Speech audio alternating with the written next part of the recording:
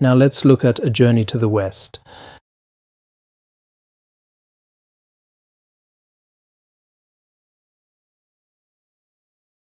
As I mentioned the other day, we are now in the 20th anniversary year of His Holiness's passing from this world. We commemorate His Holiness in another way. I hope you will also read this book often, because in this book there are indeed many teachings from the Guru. At the Academy, perhaps not so many teachings like these were given, so everything below is a treasure. I think commemorating the Guru in another way is very important.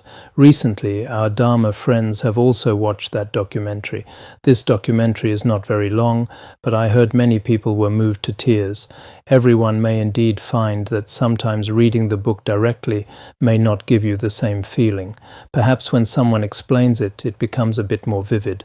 Things you cannot get from books. We are presenting station by station with all the materials. Actually, these materials are very difficult to preserve now. Perhaps in the future, you can still be considered quite fortunate people who encountered His Holiness's teachings less than 30 years after his parinirvana. If it were later on, say 30 or 40 years after His Holiness's parinirvana, at that time those of us who are older will have departed one after another. At that time, perhaps, when people pass away, people will say, wow, he was such and such, people who were by His Holiness's side, people who met His Holiness. At that time, perhaps, everyone will value them highly. But at that time, many may already be gone. So I think this time for all of us in each class, I hope, because when teaching tantric teachings, sometimes the blessings of the lineage masters are very important. Everyone should have faith in the Guru, faith in our Dharma lineage, faith in our transmission lineage in our academy. For these things, as a wise person, you should have some feeling. Actually, if you read some content in the book or see the videos, if you can cry, this is a good person. If we cry over worldly things, then that is not a good person. If you truly can be moved by some of these things, even just one frame of His Holiness, perhaps many years from now, an image from this frame, because now many videos are very difficult to preserve. Everyone knows that videos from the 1950s and 1960s basically no longer exist. Some are just imitations. They don't exist. So this year, I hope everyone, because we haven't yet reached the formal parinirvana ceremony for His Holiness, but commemorating His Holiness's journey to the West, it has indeed been 30 years. I see that today is September 15th. On September 15th, in A Journey to the West, how far along?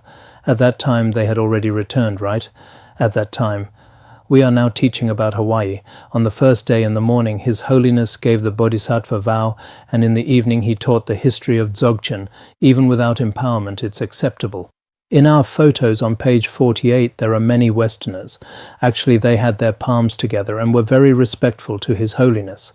Miguel, whom we interviewed earlier when he was young, was together with us by the seaside. The person wearing the checkered shirt. When he was young, he was also that person. You can also look at the photos when the time comes.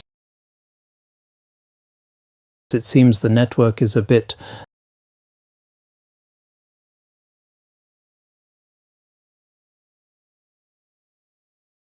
network.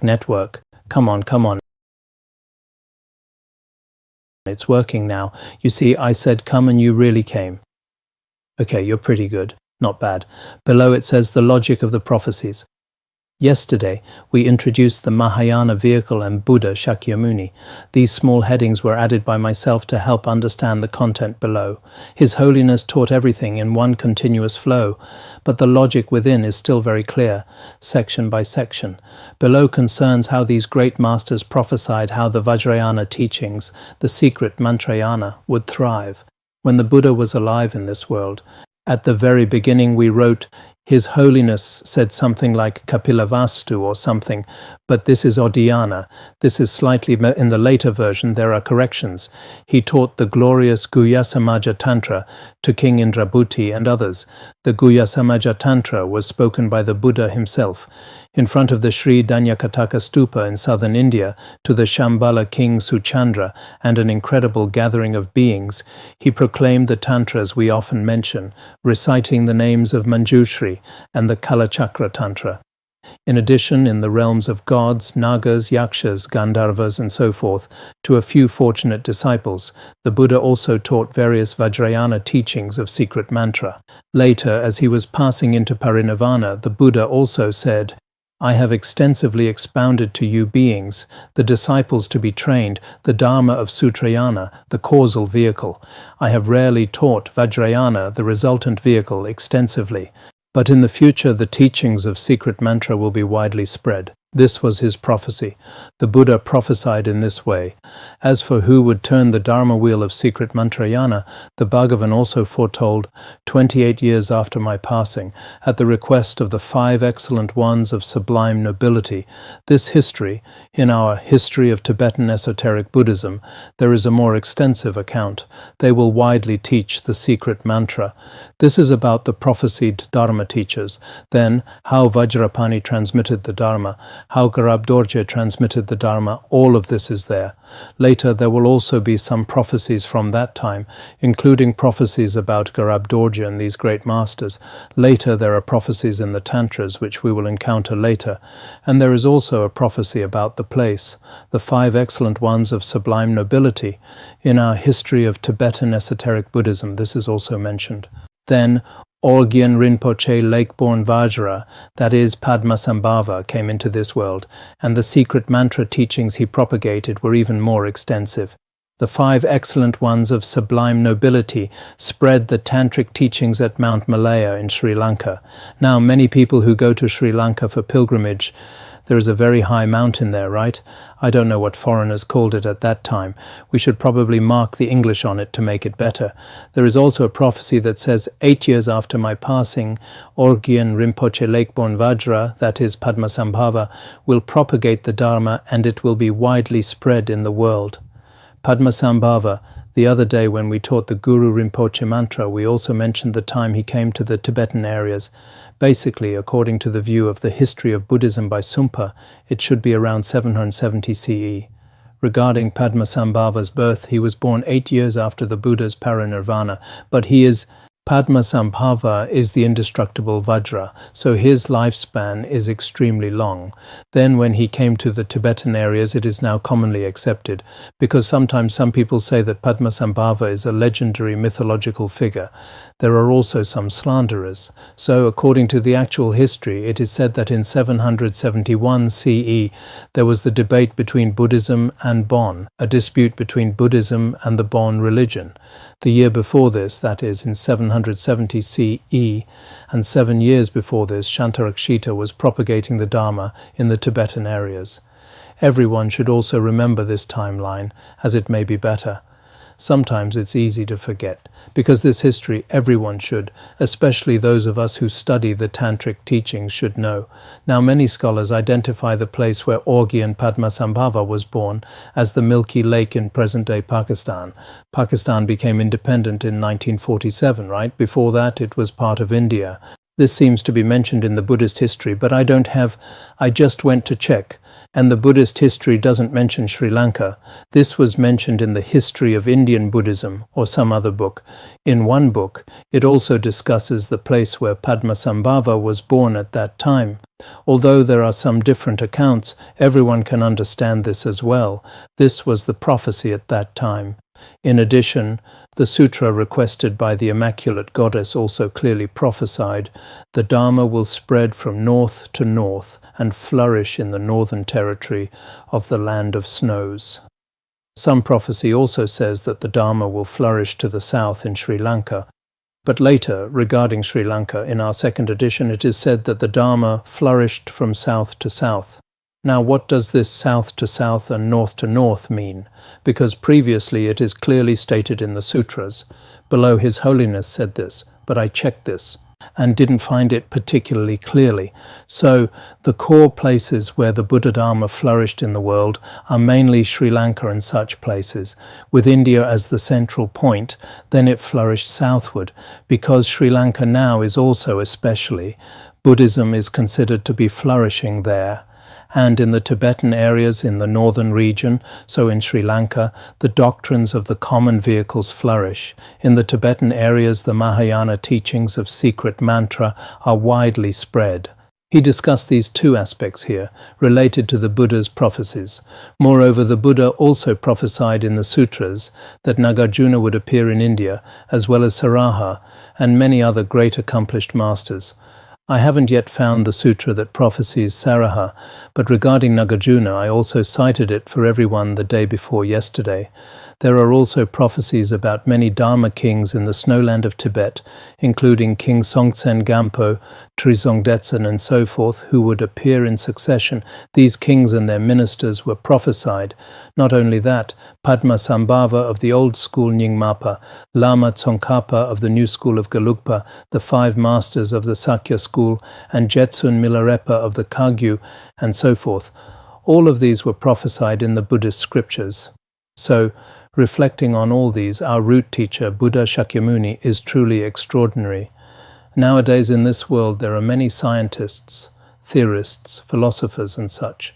They have also done much research in the past and are now engaged in meticulous research and will want to continue in the future. But like our root teacher, Buddha Shakyamuni, who could comprehend the true nature of all phenomena and proclaim the essential points of reality with meaning, indeed, in the entire world, one can say they are very few. Especially in so many scriptures, the Buddha expounded in great detail and comprehensively the true nature of all phenomena, the macroscopic world and the microscopic world. And many of our scientists, can they say such things? So we can, because just us Buddhists saying this may not necessarily be acknowledged by everyone. But now there are so many of the Buddha's scriptures, 108 volumes already written down as texts. The content discussed within these compared with the wisdom of many current scholars, this is not very difficult. It's not because we Buddhists ourselves are becoming self-intoxicated or boasting. It's not like that.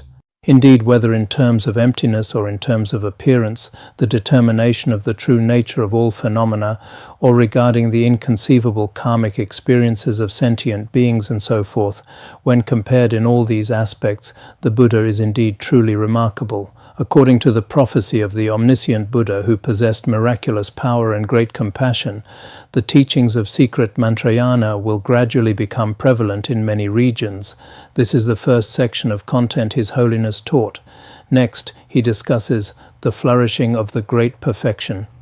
Perhaps when His Holiness was teaching this in one flow, when I was organizing it later, I truly admired His Holiness's wisdom, because in these recordings he just taught directly, and he kept pausing for translation, speaking a few sentences, then a few more sentences. At that time, I didn't realize he taught so well. Originally, the secret mantra teachings also flourished. There are the 3 outer classes of Tantra and 3 inner classes of Tantra. There is much that can be taught, but since it's not what you requested, at that time they really wanted to obtain the great perfection. So here we won't discuss it. This time, what I'm teaching everyone is the situation of how the great perfection teachings spread. How have the great perfection doctrines been spread? Actually, many of our Dharma friends here also, including last year with the Nyingtik Yabji, you've already received those empowerments. But regarding the flourishing of the great perfection and such, when we were translating, time was also limited.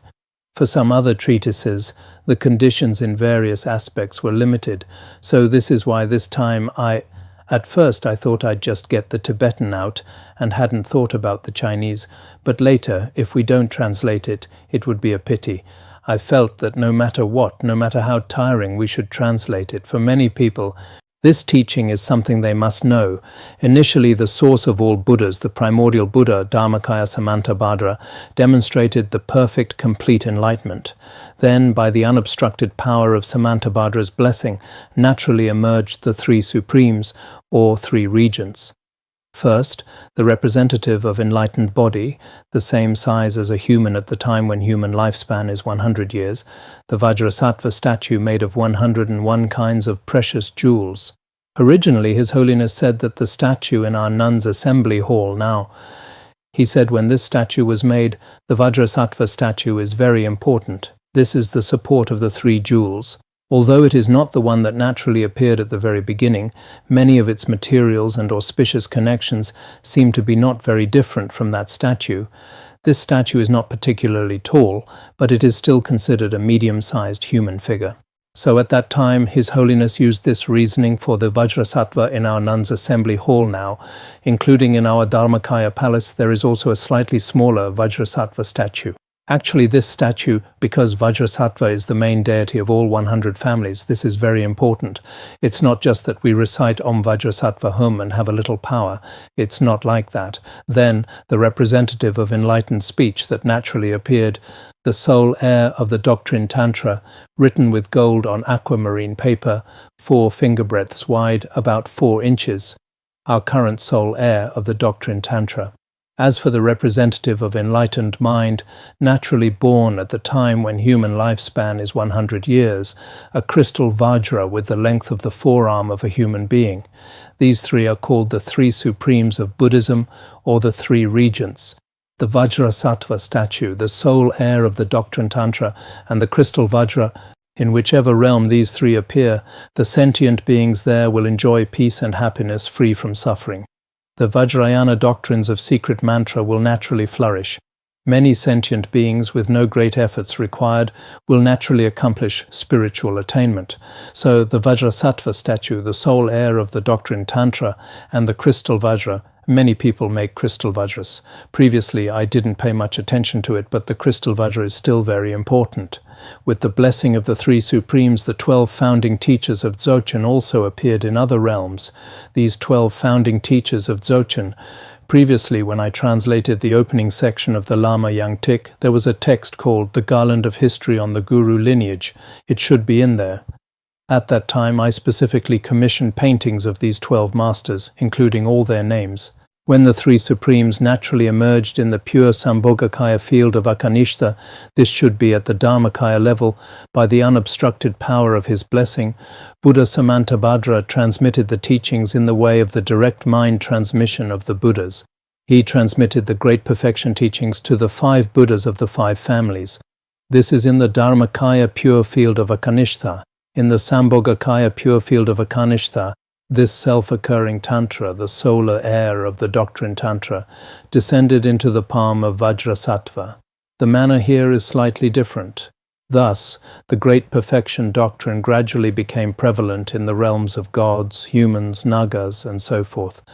This self-occurring soul heir of the doctrine Tantra in the Nirmanakaya realm, you could also call it the Nirmanakaya pure field of Akanishta, in the space above Bodh Gaya, even now truly exists there, always proclaiming itself with natural sounds and forms. Originally, our solar heir of the doctrine Tantra is self-occurring, not man-made. It is this kind of self-occurring natural sound and form. It will remain for many years to come, abiding in the space above Bodh Gaya. So, the solar heir of the doctrine Tantra, last year everyone already received this oral transmission and received this empowerment. Whenever you have an empowerment and oral transmission, it's best to recite it yourself once. This is very important. In Buddhism, this is the most essential, the most important. If you really cannot recite it, you should be able to wear it on your body for liberation through contact. This is very important. Actually, when His Holiness went to America, he hadn't yet transmitted it to the Academy at that time. Later it was transmitted in 1995. I've mentioned before my aspiration when I was reciting the soul heir of the doctrine Tantra. It began on July 25, 1995. Each of us should also make efforts to study the soul heir of the doctrine Tantra. Originally, the soul heir of the doctrine Tantra is very profound. Many people don't even dare to mention its name, but I figure no matter what, as long as it benefits everyone, even if I have to go to hell for it, there's nothing I can do about it. So last year we translated it, and then we paused in the middle. We stopped from December onwards. Recently we've been translating again. It seems that yesterday or today, just now, it has 7 chapters in total. Kempo Depa and Garab Dorje's soul heir of the doctrine Tantra. Exactly 5 chapters have been translated with 2 chapters remaining. If nothing major happens, can we finish translating the rest? As long as it remains there, the great perfection doctrine will not vanish as long as the soul heir of the doctrine Tantra exists. Rather, it will continue to flourish evermore. Any sentient being in this world who practices it will achieve accomplishment. You see, this is still very important, attaining extraordinary spiritual accomplishment. In addition, the representatives of enlightened body and mind are also present in other pure lands, benefiting sentient beings there. Let me continue a bit more. Sleeping an extra 10 minutes won't make much difference for you anyway, so if we continue teaching a bit each day, it probably won't be a problem. Next, with the blessing of the sole heir of the doctrine Tantra, Garab Dorje was conceived without a father and was born in Odayana in the West. You see, Garab Dorje relied on the blessing of the sole heir of the doctrine Tantra. No wonder he wrote commentaries on it. He himself was born through the blessing of the sole heir of the doctrine Tantra because he was the first to propagate it in the human realm. He arrived instantly in the presence of Vajrasattva in Akanishta. He received the entire 6,400,000 stanzas of the Great Perfection, or you could say 6,400,000 verses, the royal vase empowerment, and so forth. All the empowerments, practice guidance, and pith instructions were all complete. In the presence of Vajrasattva, Garab Dorje received the 6,400,000 stanzas, which he memorized by heart. He compiled them all into the doctrines of the Great Perfection. This is how Garab Dorje initially compiled them. In the opening section of our Lama Yangtik, in the Garland of History, this history is explained a bit more extensively than here. If you have the book these days, take a look at how the Great Perfection came about. You should look at this. When Garab Dorje was turning the wheel of Dharma, there was a learned Buddhist scholar in India called Jampal Shenyen, whom we call Mañjuśrīmitra. He heard that someone was proclaiming the Dharma of no cause and effect, because the highest view of the Great Perfection essentially transcends all good and evil. He wanted to debate with this person, so he went to find Garab Dorje. But no matter from which perspective, high or low, he debated he could not defeat Garab Dorje. So he displayed various miraculous powers, but the miraculous powers were also unsuccessful. He could not match him. Then he realized he was wrong, so he begged Garab Dorje for forgiveness and followed him as a disciple. He received the Great Perfection teachings in their entirety. Later he wrote treatises on how to confess. All of this is explained clearly. This is a brief account of the story between Garab Dorje and Jampal Shenyen. When all of Garab Dorje's enlightened activities were completed, he entered parinirvana at a place called Danatika River. Jampal Shenyen cried out in deep grief, saying, "If you enter parinirvana, the lamplight of the Buddha Dharma will dwindle and die out, and all sentient beings will be trapped in unbearable suffering."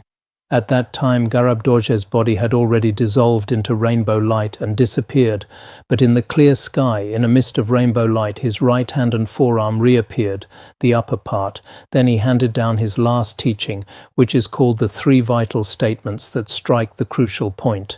We have the verses of the three vital statements. Later, Patrul Rinpoche taught it in the manner of pith instructions. We translated and taught it before. Then he entrusted it to Jampal Shenyen. Later, Jampal Shenyen compiled all 6,400,000 stanzas received from Garab Dorje, and then divided them into the outer category of mind, the inner category of space, and the secret category of pith instructions. 3 categories for propagation. This is the history between Garab Dorje and Jampal Shenyen. When Jampal Shenyen was turning the wheel of Dharma for humans and non-humans at the Great Sosaling Charnel Ground, at that time in the Han region at Auspicious Gate, present-day Xi'an, there was a master named Śrī Siṃha. He was of Han Chinese ethnicity. He had already attained all 8 common spiritual accomplishments and gained mastery, and was a great erudite who was versed in the 18 sciences. At that time, the Han region probably also had various worldly sciences, similar to how India often had 18 sciences. Here it was the same for him. Then Avalokiteshvara prophesied to him, saying, "Noble son, your root guru from many lifetimes now lives at the Great Sosaling Charnel Ground in India. You should go and follow him, take refuge in him." At that time, Śrī Siṃha, through his miraculous power, flew about a foot high above the ground and reached India in 7 days. It seems this miraculous power wasn't that fast. Slower than an airplane, probably even slower than a train. Now from Xi'an to India, I don't know if India is to the east or north, probably somewhere in central India. It might take about the same amount of time by car nowadays. I don't know exactly how many kilometers it is. His kind of miraculous power, his supernatural feat. Supernatural feat is still a kind of perhaps different from what we have now. It required 7 days. In the presence of Jampal Shenyan, he received without exception all the teachings. He went immediately, Śrī Siṃha went to Jampal Shenyan and received all these Dzogchen teachings. Later, Jampal Shenyan transformed into a beam of light and disappeared. At that time, Śrī Siṃha also wept in distress and prayed. Then from the sky descended his last teaching, the 6 meditative experiences. Now, these last teachings of the 4 vidyadharas all exist in Tibetan. Previously I thought, should we translate them? Moreover, the last teachings of the 4 vidyadharas, many great masters later wrote commentaries on them. Śrī Siṃha, merely by reciting it, in the end his mind became non-dual with the wisdom mind of his guru. This is how Śrī Siṃha and Jampal Shenyan achieved realization. Then Śrī Siṃha returned to his homeland near Mount Wutai in the Han region. There was a place called the Cool Grove Charnel Ground, where he practiced and entered into meditative absorption, focusing single-pointedly. In eastern India there were 2 panditas, one called Jnana Sutra and one called Vidyadharas. These 2 had been Dharma friends seeking the Dharma together for 500 lifetimes, sharing the same ideals. One day, when they were relaxing in a garden, taking leisure, Vajrasattva descended from the sky and prophesied, "Noble sons, both of you have been panditas for 500 lifetimes, but still have not yet attained Buddhahood. If you want to reach Buddhahood in this very life, go to the Cool Grove Charnel Ground in the Han region, and take refuge in Śrī Siṃha." Vidyadharas was rather impetuous at the time, but he also had courageous determination. Immediately he put on his Dharma robes and picked up his begging bowl, then travelled to the Han region to take refuge in Śrī Siṃha. He stayed with him for 9 years. During those 9 years he fully received from Śrī Siṃha all the empowerments, guidance and teachings. After 9 years it seems he returned. After he returned, Jnana Sutra then went. The timing was slightly different. At that time he was too slow. Vidyadharas seemed to be too hasty. Then Jnana Sutra went to take refuge in Śrī Siṃha. He spent a longer time, 21 years. The teachings he later received were more extensive. After he returned, Vidyadharas also received from Jnana Sutra these teachings that he had obtained. He received even more superior teachings than before, many empowerments, guidance, teachings, and so forth. When Śrī Siṃha lived in the Cool Grove Charnel Ground in the Han region, Padmasambhava and the great translator Vajrayana also came into his presence. Actually, in the biographies of Guru Padmasambhava, many stories of Guru Padmasambhava and Vajrayana going to Mount Wutai in the Han region are in there. They also revealed many termas and buried many termas there. They received the Dzogchen empowerments. When Śrī Siṃha entered parinirvana, he entrusted the teaching of nailing down the 7 points to Jnana Sutra. Then the wisdom minds of the master and disciple became non-dual. When Jnana Sutra entered parinirvana in a mass of light, the 4 modes of placement was entrusted to Vidyadharas. All of the above. These are called the 4 last teachings of the 4 great vidyadharas. All of the above gurus who appeared in human form, all these masters dissolved their bodies into rainbow light and disappeared. All of them were achievers of the complete rainbow body. This is what we've covered up to this point. So these stories are very inspiring. I hope that while we're teaching this, you can also read the stories in the Lama Yangtik or some other sources. The stories in the history of the Great Perfection also contain these. In this way, you can learn a bit about these vidyadharas, who are the objects of our regular prayers. Including during our Vidyadhara assemblies and many other Dharma assemblies, we often recite prayers to these masters so that our mind streams can receive the Dzogchen close lineage blessings and mind transmission blessings. So while receiving these blessings, sometimes when we're teaching the Dharma, our minds should follow the meaning of the Dharma. At the same time, pray for ourselves and gain some experience. This is very important. We also hope to pray to these ancestral masters of the Great Perfection so that in each of our mind streams we can attain the experience and realization of the Great Perfection. All right, we'll stop here for today.